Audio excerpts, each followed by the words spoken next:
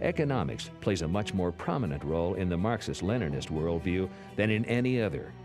Marx, Engels, and Lenin had a vision of a society where the workers, not the landowners, controlled all the means of production.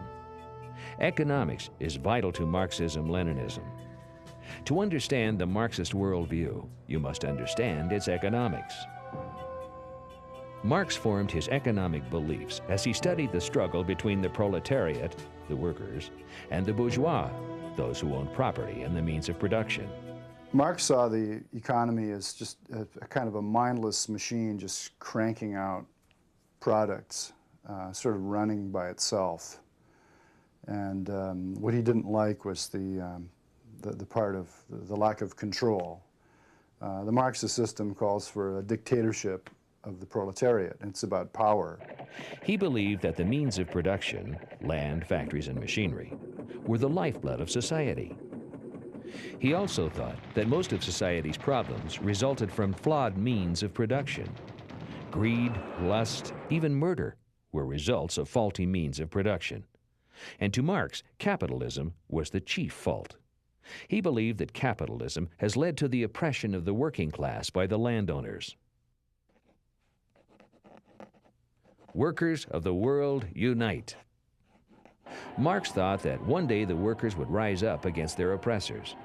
Following this struggle, he predicted that a better economic system would arise: socialism. From socialism, a whole new society would evolve. The Marxist idea was that the workers had no property, and therefore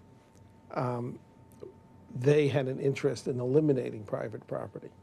And when you eliminate all private property, then you get this wonderful paradise called socialism, and there is no oppression, there's no conflict, there's no war, there's no poverty. Socialism removes the tools of production from the ruling minority and puts them in the hands of the state or the party, and eventually the people. Marxism-Leninism holds that the working class is the agency of revolutionary change, that the society's original sin, as it were, the source of evil in society is private property. Marxists believe that in a socialist society, private property ceases to exist.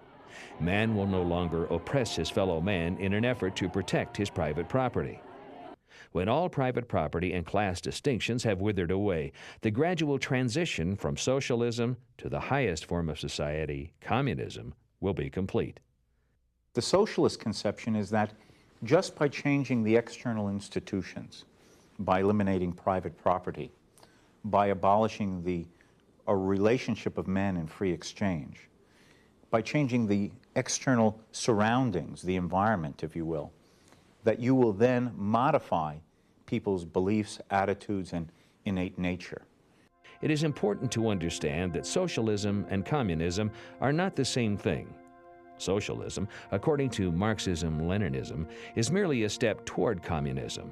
It is a transitional phase. Socialism is the time period in history when the workers have seized both the means of production and the government. But communism occurs when the government has faded away completely and class distinctions have ceased to exist.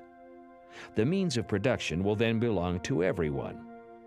Socialism declares, "From each according to his abilities, to each according to his work." But communism states, "From each according to his abilities, to each according to his needs." Marx's own idea was that once the communist revolution succeeded in a country, that there would come a short period of time in which there would be something he called the dictatorship of the proletariat, which would be basically a government run by the proletariat, the common person. And eventually, once they succeeded in getting rid of all private property, which would not happen voluntarily, you'd get rid of private property by killing the owners and just confiscating it, then the world would enter into the classless society, which was Marx's view of heaven. The ultimate goal of Marxism-Leninism is to create a new world order based on communism. Their hope is that under communism, every need and want will be fulfilled. Marx and Lenin pictured a perfect communist society, one that required a few hours of work each morning, with afternoons free for recreation and evenings devoted to cultural activities. As Marx put it, in the morning we perhaps will hunt or fish. In the afternoon we'll tend the cows. The afternoon we'll pontificate over philosophy sitting in our nice leather chairs smoking a pipe. And in other words, it's sort of like a fantasy land where a child can do anything he wants and he lives in a candy store all the time. But to reach this ideal society, a transition period is needed, a time when the government controls the economy.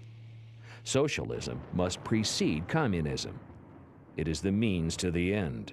Any means justifies the ends. No matter how many souls and human beings and fathers and sons and daughters and husbands and wives must be sacrificed at the altar of that ideal. During this transition period, which is usually brought on by violent revolution, the state can use any tactics necessary to usher in the new order. This often means the extermination of countless citizens. Lenin tried to speed up the transition period by experimenting with ways to deal with people not doing their share of the work. This included both imprisonment and forced labor.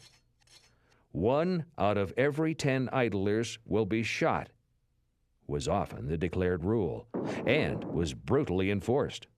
That is the real danger and evilness and destructive effect of socialism, the reduction of men to merely things to be moved about. And when they have served their purpose, or if they will not move where the guiding hand wants them to be, you extinguish them in various forms of deep inhumanity of conduct. Lenin and other Marxists used these practices because they believed the end justified the means. What they did was considered moral because it brought the world closer to a classless society. Any action, however barbaric, is morally justified if it helps to overthrow the oppressors, the landowners. Marxists see the forcible overthrow of capitalism as good because it destroys the hindrances toward a communist society. Marxist-Leninists claim that after the transition period of socialism, human nature will be perfected. There will no longer be a need for government or laws to keep us in check. Socialism and communism are seen as the saviors of humanity. Lenin said, outside of socialism, there is no salvation for mankind from war, hunger, and the further destruction of millions and millions of human beings.